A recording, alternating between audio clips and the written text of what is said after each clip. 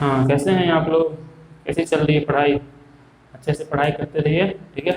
चलो, तो आज हम लोग जो है पढ़ेंगे सिकल सेल एनीमिया के बारे में, ठीक है। अभी हम लोग पढ़ रहे हैं मेंडेलियन विकार। मेंडेलियन विकार में हम लोग फिनाइल्केटोन्यूरिया क्या होता है देख चुके थे। उसके बाद हीमोफीलिया क्या होता है देख चुके थे। उसके बाद वनता क्या होता है देख चुके थे। आज पढ़ना है सिकल सेल एनीमिया। कुछ बात जो पता होना चाहिए आपको। पहला बात ये कि जो भी मेंडेलियन विकार है वो जीन में हुए परिवर्तन से उत्पन्न होता है। जो भी मेंडेलियन विकार है वह जीन में हुए परिवर्तन से उत्पन्न होता है। अब उसमें से जो फिनाइल्केटोन्यूरिया का जीन है वो मतलब कि अलिंग गुणसूत्र पर होता है। जो वनंता था और हीमोफीलिया था उसका जीन जो है लिंग गुणसूत्र पर होता है।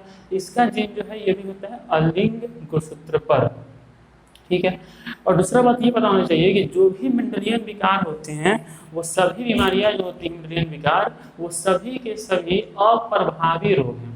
अप्रभावी का मतलब क्या है? ये अगर दो अलग अलग एलील हैं तो इनका लक्षण जो है तभी दिखेगा जब दोनों समान रहे और दोनों उस बीमारी का ही एलील हो। ये सब बात हम पिछले क्लास में अच्छे से एक्सप्लेन कर चुके हैं। चलो, अभी पढ़ना है हम लोग को सिकल सेल एनीमिया। तो ये भी जो है एक अलिंग संलग्न अप्रभावी रोग है। जिस तरह से हीमोफीलिया क्या था, लिंग संलग्न था, क्योंकि उसका जीन जो था वो लिंग गुणसूत्र पर था। उस तरह से इसका जीन जो होता है वो कहाँ होता है? अलिंग गुणसूत्र पर होता है। तो इसको बोलते हैं अलिंग संलग्न अप्रभावी रोग। क्या है ये? अलिंग संलग्न अप्रभावी रोग। तो इसका जो जीन है वो अलिंग गुणसूत्र पर होता है और ये अप्रभावी रोग होता है, ठीक है। देखो, अप्रभावी रोग समझ रहे हैं ना? पिछले क्लास देखे थे कि नहीं देखे थे? पिछले क्लास देख लेना अगर नहीं देखे तो उससे समझ आते हैं कि अप्रभावी का मतलब क्या है। जैसे कि ये जो सिकल सेल एनीमिया है इसके लिए जो जीन है, देखो हर एक लक्षण के लिए कोई ना कोई जीन होता है, तो इसके लिए भी कोई ना कोई जीन होगा। तो इसके लिए जो जीन है वो जीन जो होता है उसके दो एलील होते हैं। एक होता है HbA, ठीक है, और दूसरा होता है HbS, ठीक। जो जीन सिकल सेल एनीमिया को नियंत्रित कर रहा है उसके दो एलील होते हैं। कौन कौन? HbA एवं HbS। अब इसमें से जो HbA है ये सामान्य वाला है, मतलब अगर HbA होगा तो बीमारी उत्पन्न नहीं होगा, सिकल सेल एनीमिया उत्पन्न नहीं होगा। यह लक्षण क्या होता है बताएंगे अभी। सुनिए कि अगर HbA वाला सामान्य है, HbS जो है यही सिकल सेल एनीमिया उत्पन्न करता है। अब देखो ये दो एलील हैं तो इनसे तीन तरह का जीनोटाइप हो सकता है। कौन कौन? या तो हो सकता है HbA, या हो सकता है HbA, HbS, या हो सकता है HbS, HbS। तो कौन हो सकता है? देखो तीन तरह का हो सकता है। अब इसमें से अगर ये दोनों है तो बताओ क्या वो रोगी है? मतलब उसके अंदर इसका लक्षण होगा? नहीं होगा, तो ये सामान्य वाला है, बोले ना ये सामान्य वाला है। अगर ये है HbA, HbS तो लक्षण होगा? नहीं होगा। देखो इसके अंदर भले ही जीन है लेकिन सिकल सेल एनीमिया का जो लक्षण होता है, लक्षण क्या होता है बताते हैं, वो लक्षण इसमें नहीं होगा, ठीक है।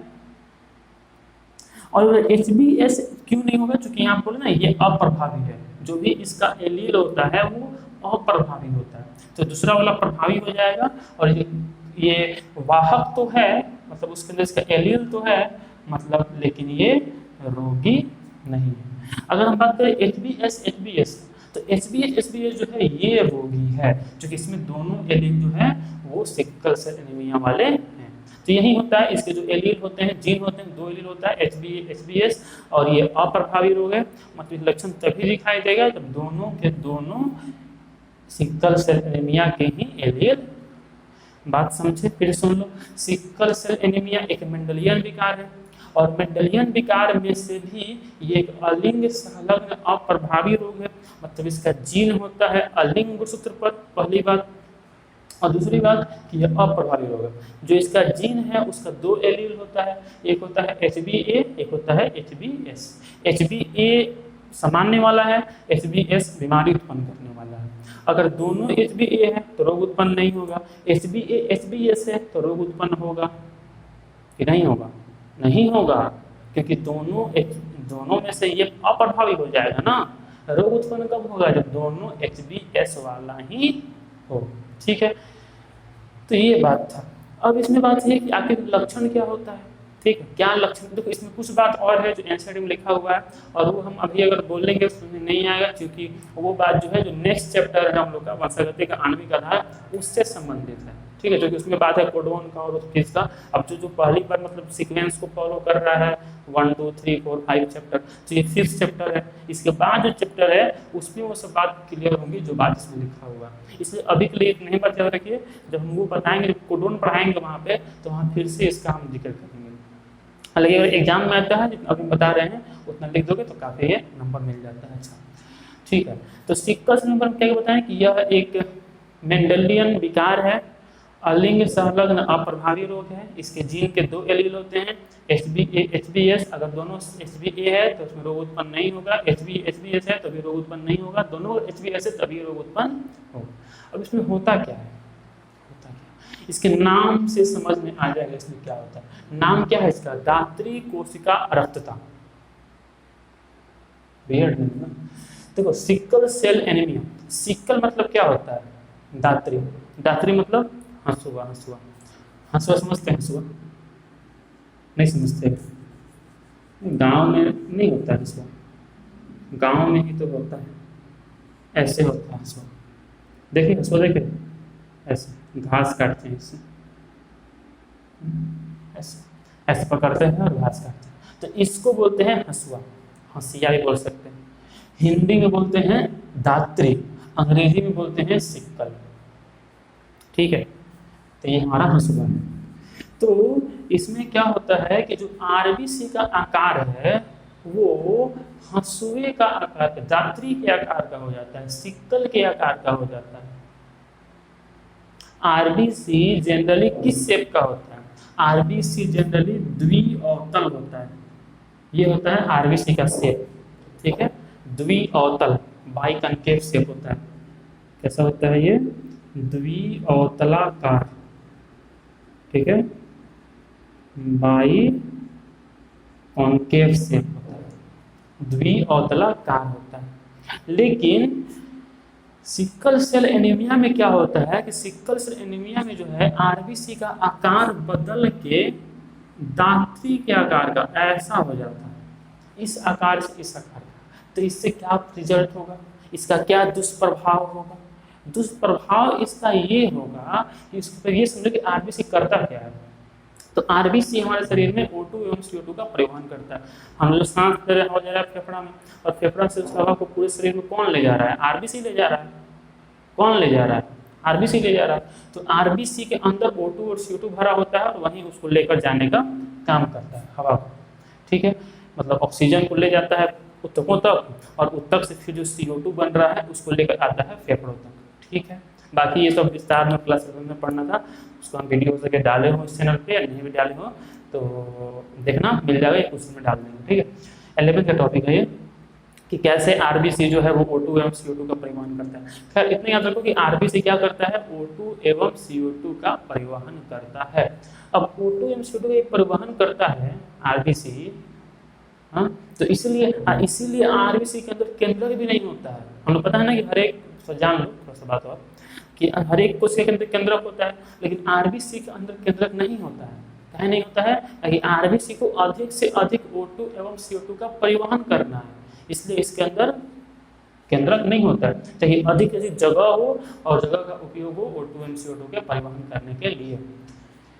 तो इसमें होता क्या है कि आरबीसी का आकार चेंज हो गया। अब बताओ जितना आयतन अंदर पहले था उतना ही अब है, नहीं है। तो जितना पहले ये ऑक्सीजन या CO2 का परिवहन कर सकता था क्या उतना अब कर पाएगा, नहीं कर पाएगा। तो वहीं इसमें रिजल्ट होता है कि शरीर में O2 एवं CO2 का सही से परिवहन नहीं हो पाएगा। परिवहन नहीं होगा तो मतलब कि ऊतकों के पास जितना ऑक्सीजन पहुंचना चाहिए उतना ऑक्सीजन नहीं पहुंचेगा, और जब उतना ऑक्सीजन नहीं पहुंचेगा फिर से श्वसन की क्रिया नहीं हो पाएगी, और जब सही से श्वसन की क्रिया नहीं होगी तो फिर एनर्जी उत्पन्न नहीं होगा, ऊर्जा उत्पन्न नहीं होगा, और ऊर्जा उत्पन्न नहीं होगा तो फिर उसे कोशिकाएं मरनी शुरू हो जाएंगी। तो वहीं यहाँ पर हो जाता है कि आरबीसी का आकार बदल के हो जाता है द्विअवतलाकार, जिसके फलस्वरूप आरबीसी जो है वह सही से O2 एवं CO2 का परिवहन नहीं कर पाता है, उससे कोशिकाएं धीरे धीरे नष्ट होनी शुरू हो जाती है।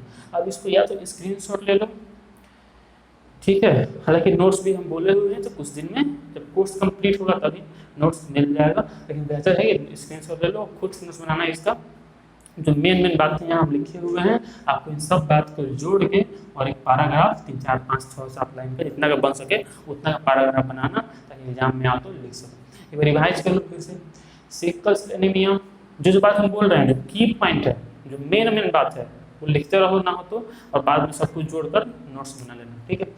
तो सिकल सेल एनीमिया, बातों को समझो, रटने से अच्छा है बातों को समझने का प्रयास कीजिए, ठीक है। सिकल सेल एनीमिया कैसा विकार है? मेंडेलियन विकार है। उसमें भी कैसा है? तो मेंडेलियन विकार में भी जो है ये अलिंग संलग्न अप्रभावी रोग है, मतलब इसका जो गुणसूत्र है वो, अब देखो इसमें वो बात नहीं है जो बात हीमोफीलिया में देखे थे कि पुरुष को ज़्यादा हो रहा था, महिलाओं को कम हो रहा था, वो बात इसमें नहीं है, क्योंकि इसमें लिंग उत्पन्न पर नहीं है, ठीक है। तो इसमें अलिंग संलग्न अप्रभावी रोग पर है, अप्रभावी रोग है। इसके जीन के 2 एलील होते हैं, HBA HBS। HBA HBS है तो कोई बीमारी, तो कोई दिक्कत नहीं है। HBA HBS है तो वाहक है लेकिन रोगी नहीं है, क्योंकि रोग उत्पन्न यही ना करता है। और ये कैसा है? अप्रभावी। HBS HBS है तो रोग उत्पन्न करेगा। इसमें होता क्या है, तो आरबीसी का आकार बदल के हो जाता है द्विअवतलाकार से दात्री के आकार का, हंसुए का आकार का। उससे आरबीसी सही से O2 एवं CO2 का परिवहन नहीं कर पाता है, ठीक है। मिटाएं इसको, मिटाएं, स्क्रीनशॉट ले लिए, ठीक है। तो ये था सिकल सेल एनीमिया के बारे में। अब देखो, तो यहाँ पर एक तरह से कह सकते हैं कि खत्म हो गया हमारा मेंडेलियन विकार। अब पढ़ना है गुणसूत्रीय विकार के बारे में।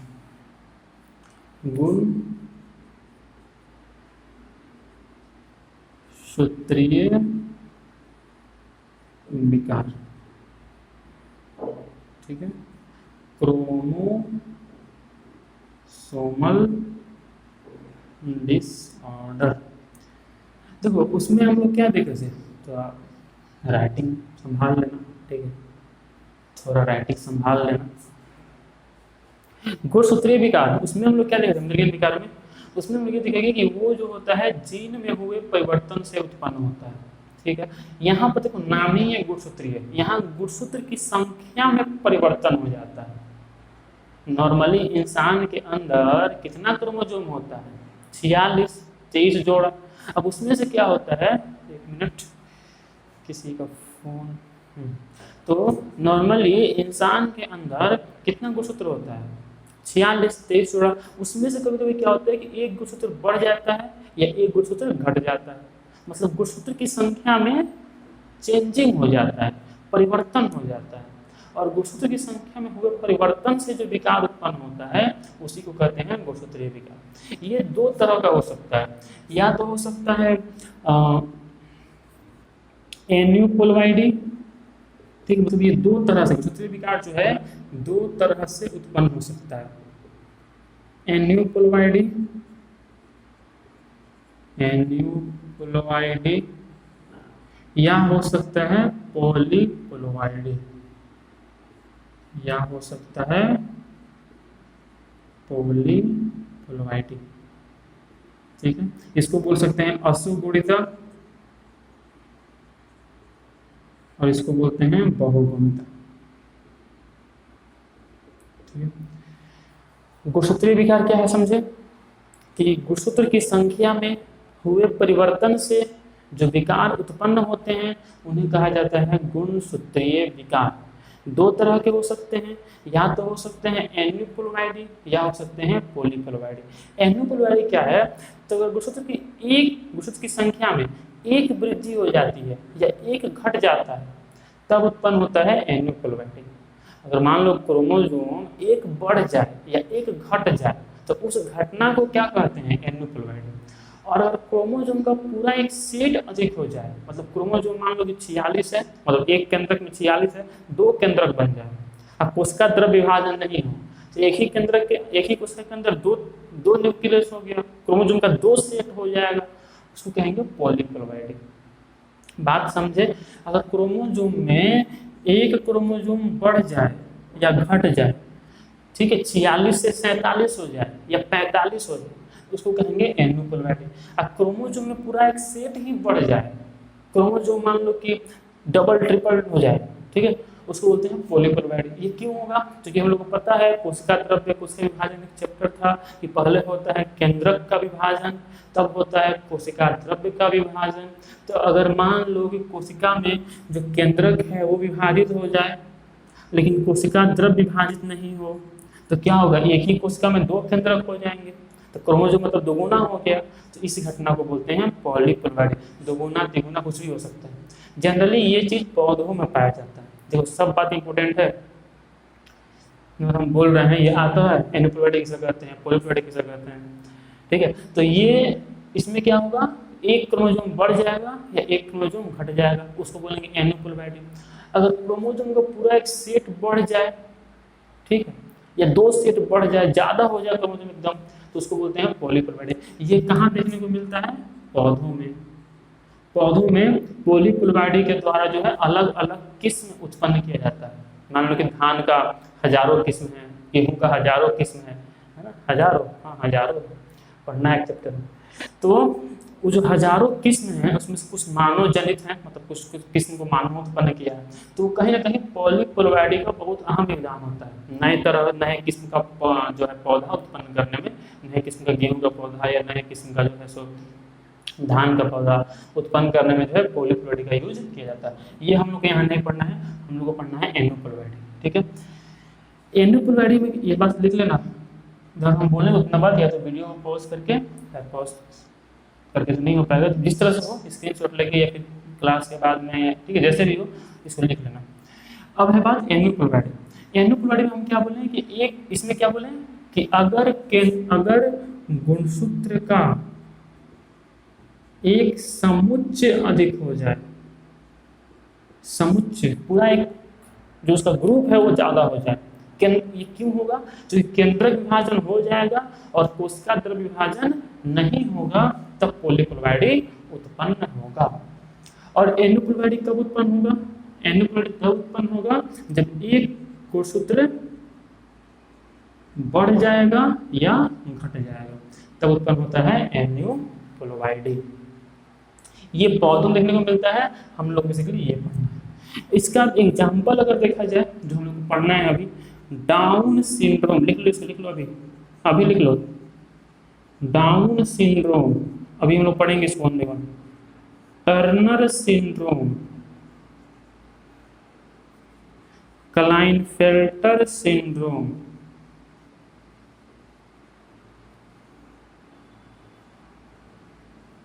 ये सब हैं एन्यूपोलवैडी। मतलब यही सब हम लोग को पढ़ना, और भी होता है लेकिन एनसीईआरटी में तीन दिया, तीन ही पढ़ेंगे हम लोग, तीन ही एग्जाम में आता है। डाउन अभी ये सब बताएंगे, विस्तार से बताएंगे। अभी लिख लो खाली कि हम लोग को जो गुणसूत्रीय विकार पढ़ना है, हम लोग इसका तो बात ही नहीं करना है, और बता दिए हैं, केवल याद रखना कि अगर कोशिका में केंद्रक विभाजन होने के बाद गुणसूत्र का विभाजन नहीं हो, केंद्रक विभाजन होने के बाद कोशिका द्रव्य विभाजन नहीं हो, तो कोशिका के अंदर गुणसूत्र का पूरा एक समुच्चय अधिक हो जाता है। इस घटना को बोलते हैं पॉलीपोलवैडी। यह जो सामान्यतः पौधों में देखने को मिलता है। दूसरे में क्या देखे कि अगर एक गुणसूत्र बढ़ जाए या घट जाए, इसको बोलते हैं aneuploidy. Example Down syndrome, Turner syndrome, Klinefelter syndrome. Simply गुणसूत्रीय विकार के भी उदाहरण लिख सकते, Down syndrome, Turner syndrome, Klinefelter syndrome, ठीक है। इसका डिफिनेशन क्या है कि वो ऐसे विकार जो गुणसूत्र में हुए संख्या से उत्पन्न होता है, जो गुणसूत्र में हुए समस्या गुणसूत्र में हुए परिवर्तन से उत्पन्न होता है, उसको कहते हैं गुणसूत्रीय विकार, ठीक है। तो चलो आज ही खत्म किया जाएगा। अगले क्लास में जो है हम लोग देखेंगे इनके बारे में, और फिर ये चैप्टर कंप्लीट हो जाएगा। एक और बचेगा गुणसूत्रीय सिद्धांत, उसको हम लोग नेक्स्ट क्लास में ही कर लेंगे, और उसी के साथ ये चैप्टर खत्म हो जाएगा। इसको लिख लिए थे, नहीं लिखे थे वीडियो में लिख लेना इसको। अब हम लोग बात करेंगे, देखो आज हम लोग क्या क्या पढ़े। आज हम लोग पढ़े मेंडेलियन विकार, कौन कौन, सिकल सेल एनीमिया के बारे में, कि वो क्या होता है। तो उसमें डीएन जो वो है ना आरबीसी, उसका साइज चेंज हो जाता है, ठीक है। अलिंग सहलग्न अप्रभावी रोग है, ठीक है। और क्या पढ़े कि ये जो होता है वो अप्रभावी रोग है ना, HbA HbS होता है। फिर पढ़े गुणसूत्रीय विकार क्या होते हैं, तो जो विकार उत्पन्न होते हैं गुणसूत्र की संख्या के बढ़ जाने या घट जाने से उन्हें कहा जाता है गुणसूत्रीय विकार। दो तरह की हो सकता है, एन्युपुलवैडी, पॉलीपुलवैडी। अगर गुणसूत्र का पूरा एक समुच्चय अधिक हो जाता है तो पॉलीपुलवैडी, एक क्रोमोसोम बढ़ रहा है या एक क्रोमोसोम घट रहा है तो एन्युपुलवैडी। पॉलीपुलवैडी पौधों में कराया जाता है अलग अलग किस्म उत्पन्न करने के लिए। एन्युपुलवैडी उदाहरण हम लोग देखेंगे अगली क्लास में, विस्तार से पढ़ेंगे। Down syndrome, Turner syndrome, Klinefelter syndrome, Edward syndrome, Patau syndrome, बहुत सारा सिंड्रोम होता है।